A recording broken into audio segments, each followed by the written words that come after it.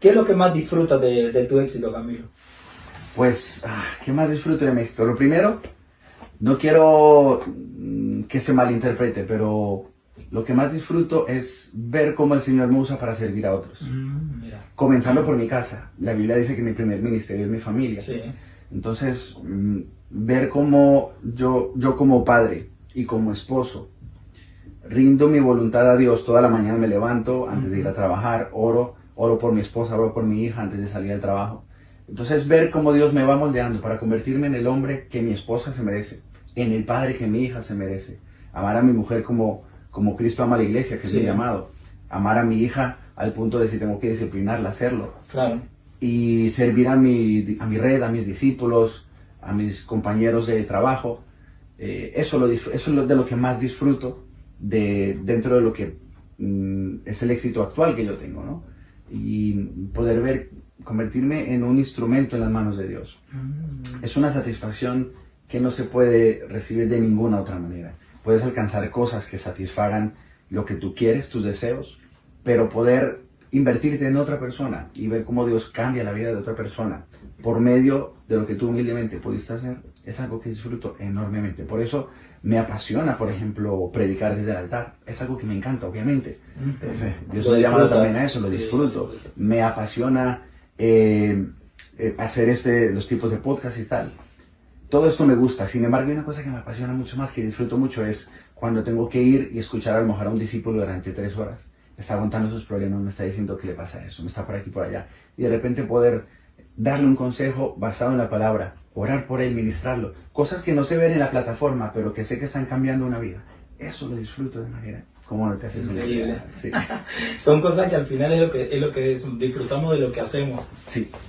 Amamos lo que hacemos. Amén. Y yo creo que es algo que igual me conecto contigo en esa parte, porque cuando digo voy a preparar algo para un podcast y pienso en gente, me gustaría hacer algo con esta persona. ¿Quién va a llegar? No sé ¿A qué. quién va a llegar? ¿Quién va a tocar? ¿Qué esto? ¿Qué lo otro? Porque justamente le comentaba a ella y le decía yo que hay gente que te comenta a través de la red y te dice, oye, mira, me gustó esto, o no sé qué, o esto, o lo otro. A veces en el trabajo llego y me dicen, no, chicos, oye, estuvo bueno lo que hiciste del éxito. Me dice, ¿cómo? Me gusta la forma como lo habló este chico. Me dice, ¿quién es él? Y ya les empiezo a contar yo, y eso me apasiona, ¿sabes? A seguir creyendo y creciendo, a decir que podemos hacer cosas mayores para bendecir a otro tipo de personas que a lo mejor necesitan tal vez escuchar este tipo de cosas y darse cuenta que el éxito no solamente se obtiene en nuestra fuerza. Claro que sí. ¿Sabes? Que lo disfrutamos haciéndolo todo para Dios, que como dice la Biblia, que hagamos las cosas como que si fuesen para Dios, o sea, como para Él, ¿sabes? Al final es lo importante. Y fíjate lo que sigue después de eso, dice, hacerlo todo como para el Señor, porque de Él viene la recompensa. Claro, cuando tú haces las cosas para Dios siempre hay una recompensa, está ese gozo, está esa bendición, está todo lo que Dios puede dar. Está todo ahí, Camilo. Camilo, para ir terminando estas preguntas, las preguntas fuertes, si lo puedo decir. Bueno, están ¿Qué implica ser una persona exitosa, Camilo? ¿Qué implica? ¿Qué implica? Wow, ¿qué implica? Bueno, para mí implica varias cosas. La primera, como bien dice mi primer libro, creo que para ser exitoso debe ser una persona comprometida. El compromiso. El compromiso es fundamental. Dentro del compromiso está algo que mencionaste tú la última vez, que es la disciplina. Porque el compromiso comienza por una decisión, pero debes sostenerla en el tiempo, esa decisión. De hecho, en el primer libro hablo de las 3 pruebas del compromiso. Y una de ellas, la primera es la prueba de la intención, con qué intención hacemos las cosas. Cuando tú empiezas algo con una intención incorrecta, cuando no vengan los resultados que esperas, vas a desistir y lo vas a dejar. Claro. En cambio, cuando tú empiezas algo con las intenciones correctas, vas a pasar la prueba de la intención y vas a sostenerte en el tiempo a pesar de las dificultades. Obviamente también está la prueba del tiempo, es decir, nada se da porque sí. Todo lo que uno se propone y el éxito no viene porque sí, es un proceso también. Y tenemos que pasar diferentes pruebas, ¿no? Sí. Entonces, ¿qué implica el éxito? Implica compromiso, implica también integridad. Debe ser una persona íntegra, porque nadie considera que puede ser exitoso si tiene una cara delante de los demás y es otra persona dentro. Jesús dijo en una ocasión que tú sí seas sí y que tú no seas no. Y eso implica integridad. Y no vas a llegar a ninguna parte si das diferentes caras o intentas actuar de una manera cuando te ven o cuando estás en X círculos de los que te rodeas. como creyentes tenemos esa responsabilidad, Brian. Como creyentes, Sí. nosotros podemos caer en la trampa de ser o aparentar ser más santos, más, no sé, más conectados con Dios cuando vamos y nos reunimos en la congregación. Sin embargo, la Biblia dice que somos luz del mundo. Entonces tenemos que tener el compromiso de ser igual o mejor en la calle con nuestros compañeros de trabajo, con nuestra familia inconversa, con nuestros amigos. Debemos ser todavía más comprometidos con la verdad que nos salvó, que nos rescató, todavía más que incluso dentro de la iglesia. Porque dentro de la iglesia, pues bueno, tenemos esa, la gente ya supone que vamos a actuar de esa manera, pero fuera la gente ya estamos comprometidos a mostrarles a Jesús.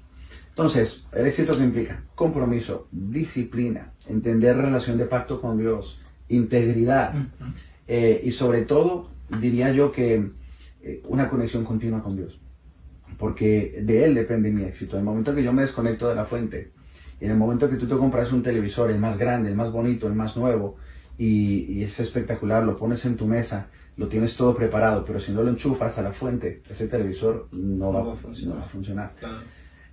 Y si lo funcionaba en algún momento y lo desenchufas, sigue siendo el mismo televisor, sigue teniendo la misma resolución, pero si lo desenchufas de la fuente, no va a funcionar. Entonces, tenemos que mantenernos conectados con Dios por medio de la palabra, por medio de congregarnos, por medio de la oración. Eso es fundamental para mantenernos en el éxito. Que implica mucho eso, la verdad, tener esa fuente de donde coger energía, como decimos, claro. No vayamos a creer que es por nosotros, nuestro éxito. Ya, eso es verdad.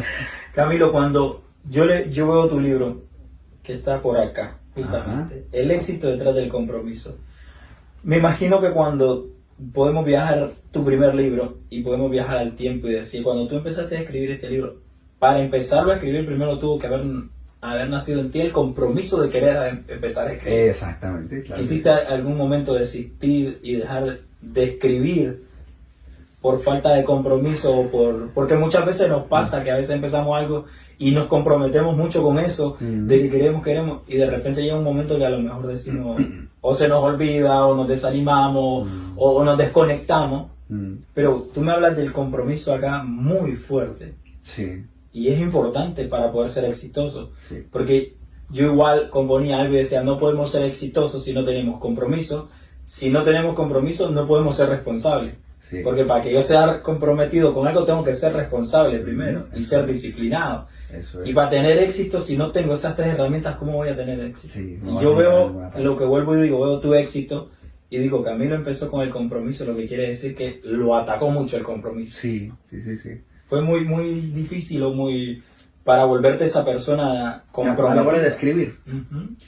Bueno, a la hora de escribir me resistí porque mi caso es un caso curioso. Yo sé que no soy el caso más habitual. Yo, desde niño, mi papá siempre me decía que leyera y tal. Y a mí nunca me gustó leer. Ya. Nunca me gustó leer. Me convertí al Señor, me convertí en cristiano con 24 años. Y el primer libro que empecé a leer fue la Biblia, con esa edad. Imagínate. ¿No? Yo leí libros anteriores porque me obligaban en el colegio, pero no porque me gustara leer. Entonces, fíjate, si mi contacto con la literatura era mínimo, prácticamente inexistente. Entonces vengo al Señor, empiezo a leer la Biblia, pero descubro dentro de mí que siempre que escucho la voz de Dios para mi vida, obviamente Él moldea mi carácter, mi vida y tal, pero siempre es como que recibo una gotita que me gustaría poder compartir. Estamos hablando de una persona recién convertida, que no tenía apenas conocimiento, ni mucho menos, ni nada. Entonces, como a los 2 años de haberme convertido al Señor, lo que yo sí siempre tuve, siempre desde niño, porque me lo inculcaron mis viejos, mis papás, fue una persona muy disciplinada. Yo soy hijo único, pero a pesar de ser hijo único, no soy un hijo mimado. Mis papás fueron muy a rajatabla conmigo y muy estrictos en muchos sentidos, entonces viví eso en casa. Luego ten en cuenta que con 19 años entré al ejército. Ya. Estuve 6 años como militar, donde aprendí todavía más disciplina. Más disciplina. Pero, sin embargo, en el ejército no me costó, yo ya lo traía de casa. Entonces yo me he dado cuenta, a lo largo de toda mi vida me he dado cuenta que las personas que consiguen algo son las que no lo dejan a medias. Y nunca es fácil. Sí, claro. Pero lo que marca la diferencia es cuando se ponga difícil, continuar adelante. Y aún así me pasaba en el Señor. Es decir, yo vine a la iglesia como te digo, con 24 años. empecé a pasar los procesos de la visión, las escuelas, aprender, leer, ir a todas las reuniones, los discipulados y tal. Y me daba cuenta que había personas que llevaban más tiempo que yo o que entraron al mismo tiempo que yo, pero que no avanzaban de la misma manera. Lo digo también en el prólogo del libro. Y yo me preguntaba, ¿cuál es la diferencia? ¿Por qué parece que Dios le funciona a unos como a mí y a otros no? Claro. Y me di cuenta que el problema no estaba en Dios. El problema estaba en el nivel de compromiso de la persona con Dios. Es verdad. Porque cuando tú te comprometes con Él, tú siempre que vas a Dios, Él está disponible. Desde siempre, incluso antes de que tú le conozcas. El problema de las personas que no quieren comprometerse con Dios. Y entonces parece que Dios no funciona igual. Ya. Entonces ahí fue cuando yo me di cuenta, la diferencia la marca el compromiso. ¿Por qué me di cuenta? Porque lo vivía en mis propias carnes. Porque yo veía que en mi tiempo en la iglesia y tal, como que avanzaba mucho más que otros. Pero claro, yo no me perdía una reunión, yo tenía hambre, yo quería leer la palabra, yo de verdad quería estar y tenía compromiso con Dios. Y entonces fue cuando yo dije, como con 2 años de estar convertido, Sí. fue cuando ya el Señor me empezó a inquietar para escribir. Pero yo dije, Dios mío, no he leído un libro en mi vida. Claro. He leído 2, 3 libros en mi vida. He leído la Biblia, sí, pero pretendes que escriba si yo no, primero no soy escritor. Claro. Y segundo, tampoco he leído mucho, se supone que debes leer bastante para avanzar a eso. Tienes que escribir, era lo que sentía en mi espíritu, ¿no? No sabía cómo describírtelo, ya podemos hablar en otro podcast de cómo oír la voz de Dios y todo eso, pero era lo que sentía. Me resistí, ¿sabes cuánto tiempo, Ryan? 2 años. 2 años me aguanté. Madre mía. Que yo sabía que tenía que escribir. Y no lo hacía. Y no lo hacía. Y bueno, una vez estaba viendo una lección, una clase online, y uno de los maestros se acerca a la cámara y dice, hay alguien aquí que está viéndome, que Dios le habló de escribir sobre compromiso. Es tiempo que lo haga. Y yo dije, tengo que hacerlo. Tengo que hacerlo. Y me sorprendí, Brian, porque cuando empecé a escribir, y esto quizás le pueda servir a alguien, cuando di mi primer paso y dije, voy a empezar a escribir, no sabía nada, no sabía qué hacer, no sabía nada, pero dije, voy a hacerlo. Ya. Y me senté, escribí los capítulos, yo sabía cómo se iba a llamar el libro y cómo se iban a llamar los capítulos. Y de repente dije, voy a empezar a escribir. Y del depósito que tenía en mi espíritu y de lo que había leído y de notas que tenía, empecé a escribir. ¿Sabes cuánto tiempo tardé en escribir el libro que tiene más de 200 páginas? Tardé menos de un mes. ¿En serio? Desde que me puse, Hasta menos de un terminarlo. mes.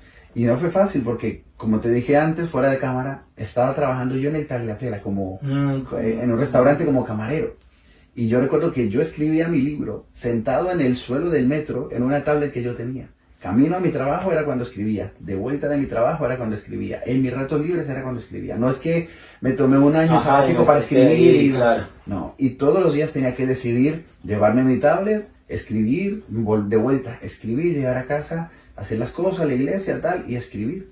Y lo decidí. Por eso yo digo en el libro que una cosa es tomar una decisión y otra cosa es mantenerte en esa decisión. Claro. Y la verdad es que tardé eso un mes, pero fue un mes de darle.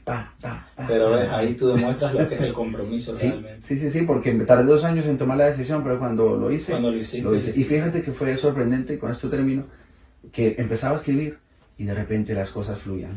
Fluía. Porque muchas veces no nos damos cuenta de lo que tenemos dentro hasta que no empezamos a soltarlo. Eso es otra cosa muy importante. Hasta que no das el primer paso, no sabes. Hasta que Pedro no dio el primer paso fuera de la barca, no sabía que podía caminar encima del agua. Claro. Pero dio el primer paso.